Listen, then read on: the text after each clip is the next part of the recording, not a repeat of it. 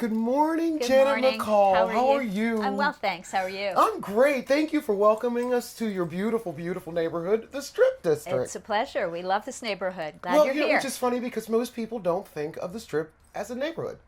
Well, it is my favorite neighborhood. So Tell me why. Well, I work in the arts at Contemporary Craft, Beautiful and place. we feel that this is the most creative neighborhood in the city. And if you're an artist and you're looking for inspiration, if you're looking for found materials, you can walk out into the Strip District every day, find something cool on the ground that you can pick up and take back to the studio and make some art out of it. That is beautiful. I love your space. I've been there many times. I love it, thanks. love it, love it. If you were to change something about the Strip, what would you change? I would make it more pedestrian friendly. It's the safety, because of all of the traffic, is a little challenging. So I would probably maybe create a pedestrian zone, have much more public transportation options, and have people kind of get a ride in and then eliminate the cars in the core. Maybe like a kiss and ride a little further out. Exactly. They got you straight here, Yeah. and then you can enjoy the neighborhood. Do you find that it's a very diverse neighborhood? Absolutely. It's really a melting pot. It's rich and old. It's black and white. It's, every kind of culture, every kind of energy. I mean, I think about when I moved to Pittsburgh, I was rolling pennies. I had finished school, I had no job and very little money, and I would come here and look for the best deal on bananas. And could find it. Could find it. And you're rubbing shoulders also with people who are coming and buying truffle oil, and you're finding lemongrass. I mean, that's another thing I say to people. Where else can you go to work and go out and pick up lemongrass on your lunch break, and then go back to the office? And how that's beautiful. Yeah. Or just have a great tea. Exactly. With a tea shop here that's kind of new. Yes. So you've seen a lot of businesses come and go. Yes. Some of the businesses that have gone that you would like to have seen stay. Some of the businesses that have come in now that are new, that are just, that people don't even know about. Mm-hmm. Well, Benkovitz was a standard for many, many years, and Bernie and his wife were amazing leaders in the community, so that's a loss.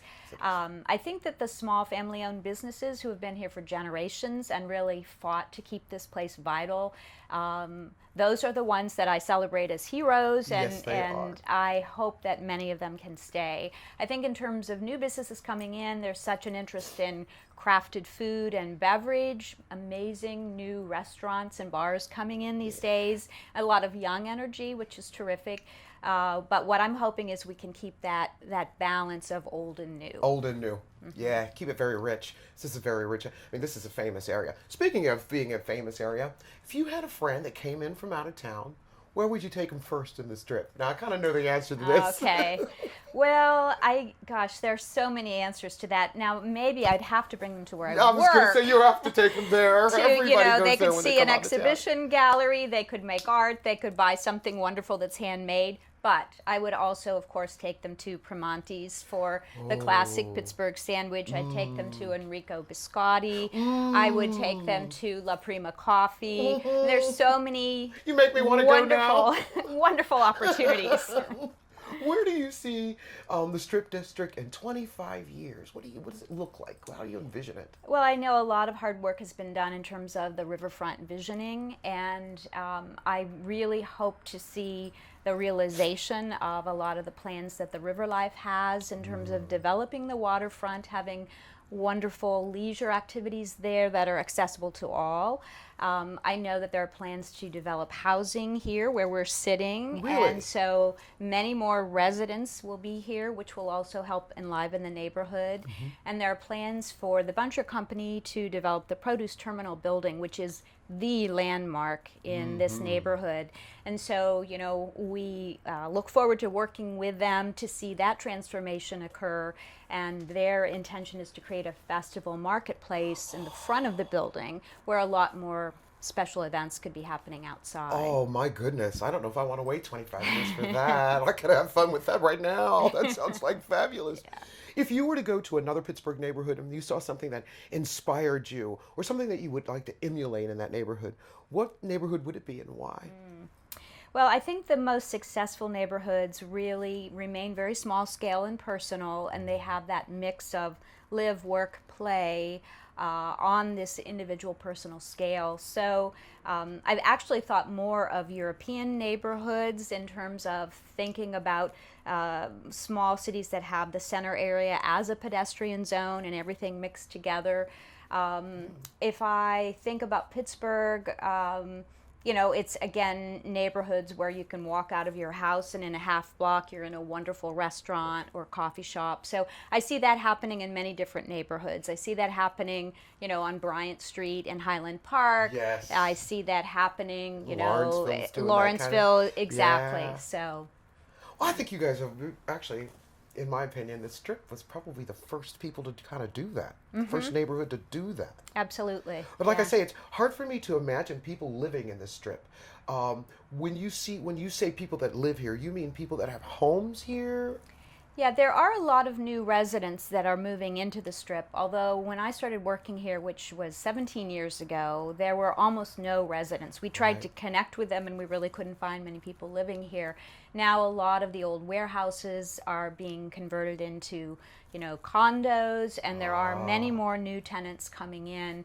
And so you're beginning to get that sense of the urban resident that's here in the Lovely. neighborhood and involved in a Lovely. different way. You think this is going to be a kid-friendly place? Somebody that would, like me, that had children, would this be a great place for them to raise their children? Absolutely. Beautiful. Absolutely. I think the experiences that are available for free or very little money also are clustered in cities, and I feel that growing up for kids to have educational opportunities, to be exposed to amazing architecture, to be part of a city fabric, you know, that's a great way for kids to grow up. Grow up. It is wonderful, wonderful.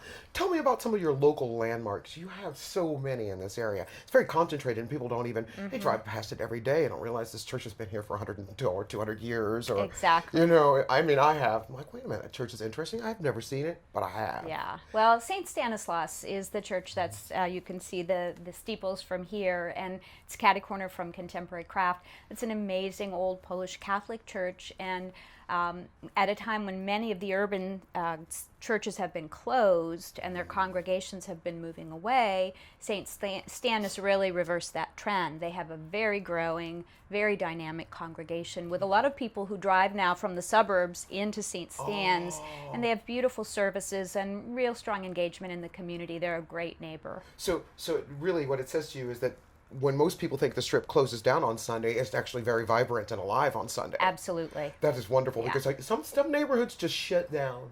Yeah. And you know, we've got people that go 24/7, and the Strip is one of those places that just keeps going. Yeah, and you know, that. to that point, when I first began working here, Sundays were much more quiet other than church, but now we've seen really growing activity in terms of people coming for brunch and hanging out through the afternoon.